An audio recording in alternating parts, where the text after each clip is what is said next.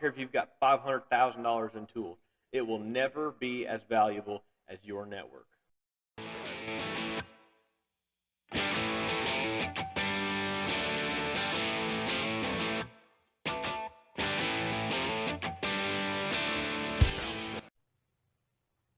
What's up, guys?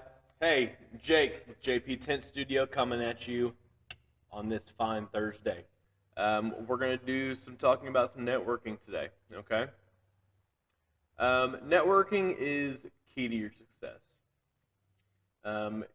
It's not only about your relationship with your customers. That's huge, obviously. But you need to network with people in your industry as well. Shaking hands with other business owners, seeing how you can find mutually beneficial relationships. What can you offer? It's not all about what they can give you. It's about what you can offer to them too. I have perfect example. I have a body shop, and he's been using me pretty much since I started. And he does classic cars, restorations on classic cars. And his customers require the best. And so he only sells my top tier ceramic film. Understandable. He pays me retail. So he pays me what anybody walking in my shop would pay. Okay, and then he turns around and he upsells it to his customer. Mutually beneficial. He makes money, I make what I would have made regardless, and I get the volume from his shop. Another example.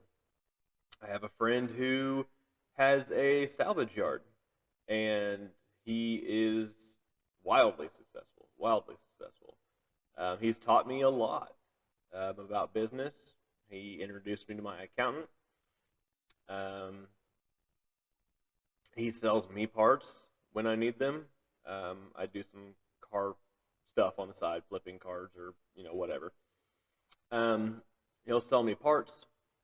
I work on some of his stuff, so he uses me for all sorts of odds and ends that he needs done.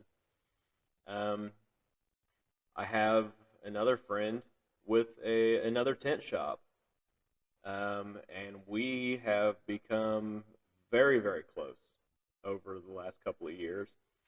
He's actually the one that taught me how to tent, and so I learned a lot from him. I learned how to sling film on cars. I learned how to sling film on houses, on commercial buildings, and we work together to this day. So granted, I have my shop and he has his, but when he has a larger commercial job, he subcontracts me every now and then, to come out. So I get to make money, he gets the help. It's beneficial to everybody. I've got a customer who, just the other day, actually, he's friends with the sales manager of a dealership about 20 minutes south of me, and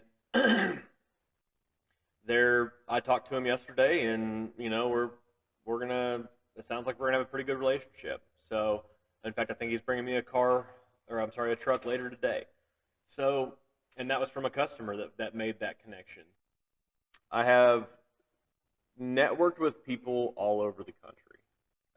I have tent shops all over the place that I call and talk to relatively regularly. There's a guy up in Minnesota that I talk to and ask quite a few questions to.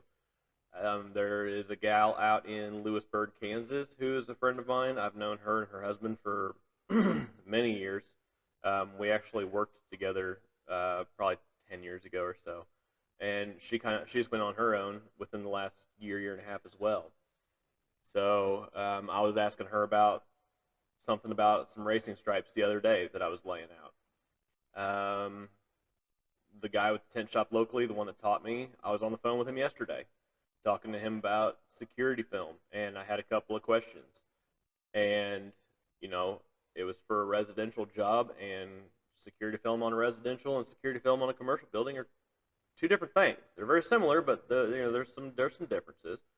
And so he put me in contact with who I needed to talk to about that to get the answers. He didn't have the answer for me, and he gave me a company to call, and I talked to them. I talked to that guy for probably an hour and made a good connection with him. I mean, networking is something that you do every single day as a business, and it just becomes second nature. You're making friends.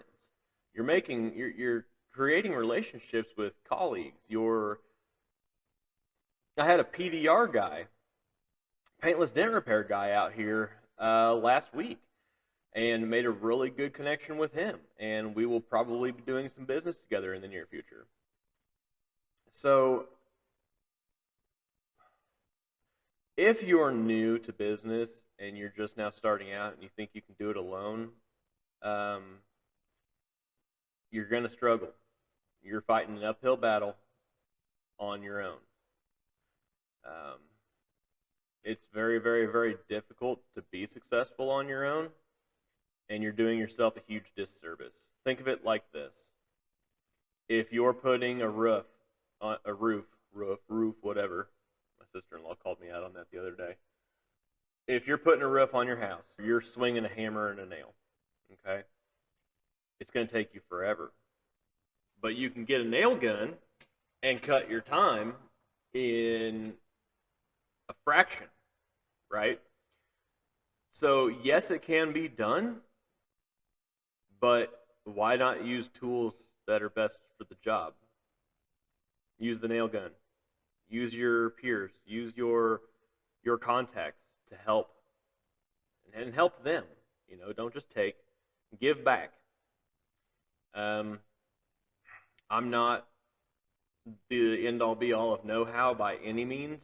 I like to think that I'm good at my job. People keep coming back and they keep paying me, so I must be doing something right. But I had a friend who called me the other day and was asking for advice, and kind of took me off guard because I'm usually the one asking for the advice, as I've only been in business for a couple of years, about 3 years now.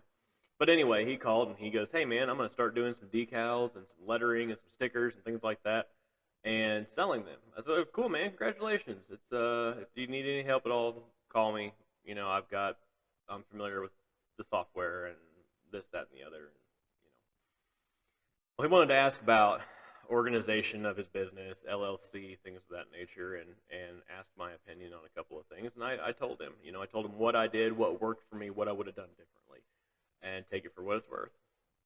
So, I had a kid in here the other day who I was tinting the windows on his car, a young guy, and he's thinking about starting his own business. He was kind of mentioning about doing detailing or something like that, and I was like, "Man, go for it. What do you have to lose? What do you have to lose?